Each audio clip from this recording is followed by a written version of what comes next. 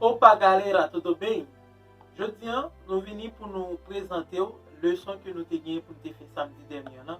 Nou pat fel a cause de elev yo pat vini nan live la. Nou te genye difficulté pou yo te fel parce que se ave yo nou tap fe yon exercice que nou te prepare pou yo. Et jodi an nou pal traiter ensemble avec nou, ok? Ou même qui là, qui branché, rete connecté parce que nou pal genye un exercice qui pal quitter pour nous-mêmes pour nous capables de faire pour nous. Quitter dans commentaire pour moi et puis même n'importe les moins well, je suis capable de répondre nous si que dit bon, je dis nous félicitations s'il pas bon tout, je aider nous à avancer ensemble avec et pratique ça, ok? Donc, restez branchés et puis nous avons besoin et exercice que m'a traité pour nous dans live ça. Ça bon? Vamos là. Ok, et Jean nous nous allons compléter deux exercices que nous avons préparés. En fait, c'est trois exercices liés. Nous avons préparé pour live samedi dernier. Là. Samedi, ça, nous n'avons pas gagné live parce que nous avons gagné une graduation que nous avons fait. Donc, et nous allons compléter deux exercices pour ou même quitter reste là pour ou même pour capable faire quitter commentaire en bas live là pour capable et bye réponse ensemble avec exercice quel que soit n'importe les ouais live là ou capable quitter commentaire pour capable compléter dernier exercice qui me va quitter pour nous ou même pour élèves capable pratiquer. Tá bon? OK. Jean nous connaît c'est Thomas Idjomassier. C'est toujours même nom, OK? Nous parti là, nous allons compléter phrase avec verbe ir, OK? Dans temps présent et puis avec personne qui est indiqué, ok? Dans temps présent ensemble avec personne qui indiqué qui fait phrase là abge sens. Compléter as frases com o verbo ir no presente do indicativo na pessoa adequada, tá? Nous avons A, B, C, D, E, F. Donc, nous allons pour nous compléter phrase ça, nous supposons qu'on est verbe il qui c'est dans temps présent qui j'en li conjugué. On va répéter pour nous là pour nous connaître qui j'en verbe il conjuga no tempo presente, tá? Eu vou, você vai ou tu vais, ele ou ela vai, nós vamos, vocês vão, vós ides, eles ou elas vão, tá? Pour première question, nous avons petit a qui c'est Romeu ao Haiti. Romeu é um nome de uma pessoa. Então, você vai lá e vê para a segunda pessoa, você pode usar vai. Também para a terceira pessoa de singular, você pode usar ele ou ela. Então, nós vamos usar segunda pessoa porque já tem o nome aí, tá bom? Que é o Romeu. O Romeu vai ao Haiti, tá? O Romeu vai ao Haiti. E para a segunda pergunta, que é eles, ... ali, já tem pronomes pessoais que é a terceira pessoa de plural, tá? Eles vão, ok? Ali. Vamos completar para você que vai ficar mais fácil para você. A primeira pergunta que é Romeu vai ao Haiti. E a segunda que é eles vão, tá?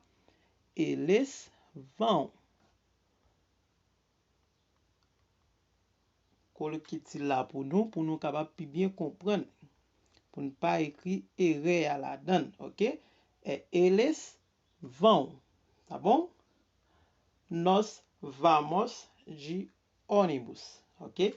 Nós vamos de ônibus, porque nós é primeira pessoa de plural, tá?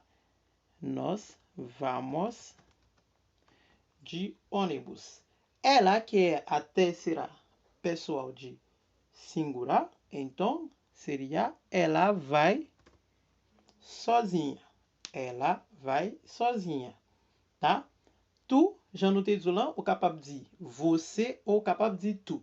Ça va dépendre de lugar munaia. Ok? Là, ou pas qu'à dire tout va, ou supposé dire tout va, ou mettez S là-dedans. Ok? Ou non, et pas là. Là, ou supposé dire tout va. Ou supposé mettre S là-dedans, ou pas qu'à dire tout va. Ok? Et parce que c'est deuxième personne du singulier et puis tout, li gagne tu devant. L'elle gagne vous c'est devant, le cas quitter sans S. Ok? Très facile, tout le monde là? Show? Ok, dernière question qui c'est eu ponto converser. Então, eu, já me te dit là, me conjugué verbe là pour première personne qui c'est eu, vou. Então, seria vou. Eu vou com você. Ok? Très facile. Romeu vai ao Haiti. Eles vão ali. Nós vamos de ônibus. Ela vai sozinha. Tu vais com ela. Eu vou com você. É bem simples, bem fácil. Vamos lá para a segunda parte, que é complete as frases com o verbo gostar na pessoa indicada. On compléter phrase ensemble avec verbe gostar, qui c'est verbe aimer, et tant que dans pronom personnel que yo indiqué. OK? Là nous gagnons premier, nous gagnons A, B, C, D, E. Nous allons qui je suis capable de conjuguer ça. Avant, j'aime te faire pour premier partie, j'aime te conjuguer verbe il pour nous allons conjuguer verbe gostar. Que me dit nous c'est verbe aimer, OK? Il y a un verbe amar tout qui c'est verbe aimer, OK? Mais nous pour faire une différence pour nous connaître que nous capable d'utiliser gostar et amar, OK? Tous les deux, il y a une façon que vous capable d'utiliser qui est différente. Ok, vamos lá. E o verbo gostar se conjuga assim. A conjugação de verbo gostar é eu gosto, você gosta, tu gostas, ele ou ela gosta, nós gostamos, vocês gostam, vós gostais, eles ou elas gostam. Então, o supposé qu'on est verbe ça dans temps présent. C'est pas seulement temps présent, supposé qu'on est dans trois temps qui sont plus faciles à conjuguer, qui c'est présent, passé, futur. Et yo utilisé en pile dans parler et en portugais, au supposé qu'on est, pour capable compléter ça que je vais faire là. Deuxième personne du singulier nous est onde você ponto de amoçar, capable dire onde você, qui ça que nous mettre là, onde você que é go está, onde você gosta de almoçar, tá? Petit b, nous avons eles, qui c'est troisième personne du pluriel, nous avons dit gostam, tá bom? É bem fácil, depuis que on est verbo, on est capable de conjuguer très fácil. Eles gostam muito de receber visitas, tá? Petit c, tu, então o supposé mettre S. Tu gostas, tá? Tu gostas de peixe. Ça fait pas mettre gostar, c'est parce que c'est tout qui devant verbe là. Après là, deuxième personne. Tous les deux, c'est deuxième personne qui c'est você et gosta et tu qui est gostas, tá? Nous mettez S parce que tout devant. OK? Première partie qui c'est première personne du singulier qui é eu não gosto. Eu não gosto de filmes de ação, ok? Eu não gosto, ok? De filmes de ação. Pour nous finir, que c'est dernière partie, nous ganhamos nós gostamos, que é mais fácil pra gente. Nós gostamos de dormir cedo. Nós gostamos de dormir cedo, tá? E eu acabei com a segunda exercícios, ok? Segundo exercício, desculpa. Então, a terceira, ok? A terceira parte é para vocês. Não pode pratiquer ça là caino ou bien nous envoyer dans commentaire pour moi en bas live là. Nous pas difficile en live, mais ou même capable quitter commentaire après, que c'est com o vocabulário que você aprendeu até agora, faça frases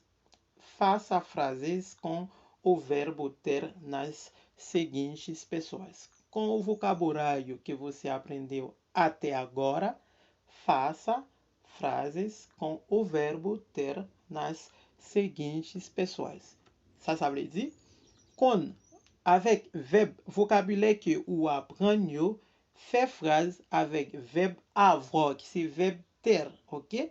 Ou pour conjuguer verbe avoir pour moi, capable mettre là, quel que soit, tant que ouvrir, mais sauf que depuis c'est verbe avoir qui c'est verbe ter, capable conjuguer dans temps présent, temps passé, temps futur, quel que soit gens que ouvrir là, ou pour dire eu, et puis tout mettez verbe avoir de elle, tout verbe avoir, você verbe avoir, ele verbe tel, ela verbe tel, nós, vocês, eles, ok? C'est comme ça nous a fait, et puis nous a quitté pour moi.